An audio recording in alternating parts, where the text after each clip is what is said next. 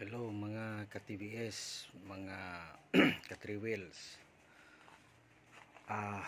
Mao ni ang ako ang TBS. So gibaklas nako ang gi-install ani nga manubila kay akong ipakita sa inyo nga kadtong gusto nga mutan-aw ani aron makakuha pod mog idea unsaon pag convert sa manubila ang inyo nga kuan kanang mga bao-bao. DIY lang kung makuha ninyo ang idea. So natanggal na nato tanan ang mga kuan diri, ang dashboard tanan. So kanina lang steering post na bilin unya. So para mulig-on ang inyo nga kanang pagbutang sa pagmounting sa inyong manubila, magbutang mo ani kani siya, kini nga flat bar diri 6mm nga ko ang gigamit ani. Pwede po mo gamit og 9mm, pwede po mo og 10mm, pwede lang siya, pero okay na ning 6mm, baga na ning 6mm. Unya kita ninyo ni dinhi, mugunit ni siya diri, mugunit ni ang mga bracket diha diri, tapos og kani po dinhi, kani bangag dinhi ay bracket diri para malig-on na siya. Okay, so part 1 ni siya sa atuwa nga kuan kay para ipakita na to sa inyo ang pagsaon pag tao dani diri sa ta sa kuan gimaklas kay brasahan na to ning kuan kaning siya steering rack. Okay, so mo ni atong mga gamit natay steering rack at kining ball joint, duha ka ball joint na pod kining tie rod bar. Kani mao ni ang mugunit dito sa iyang steering post. Kani mao po ning steering column. Ipamutangan na nato siya o mga bracket para i-bolt lang nato. Ayan siya. Okay, so ato sa ning butangan og grasa, tanggalon sa nato ni siya kini tanggalon sa nato ni siya kini.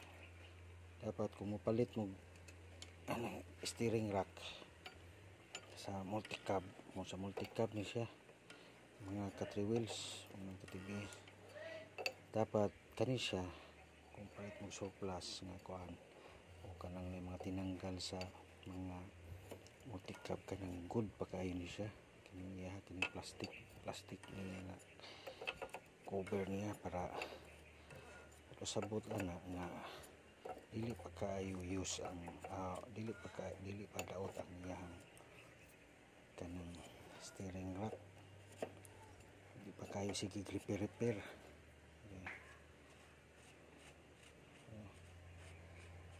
Okay, grasahan na ito ni dili na ito ipaagi ang grasa dinhi.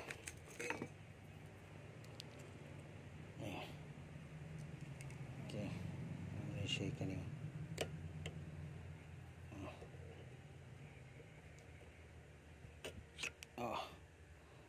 So dapat kani siya yung plastic, engineering plastic, good pag yun siya. Okay, so sudlan na kani siya og kanang grasa. So wapo gamiton ng grasa nindot kani top 1 para dili siya mo kuan. So na ni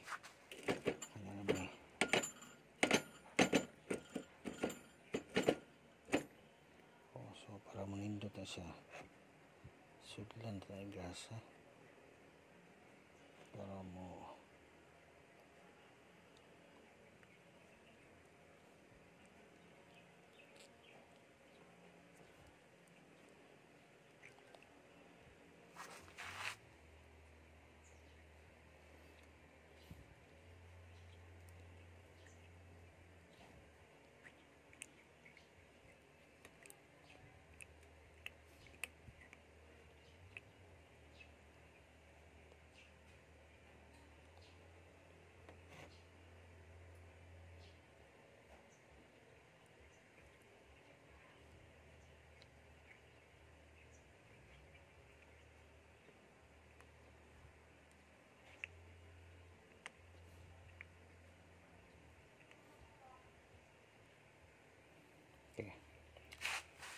part 1 pa ni siya.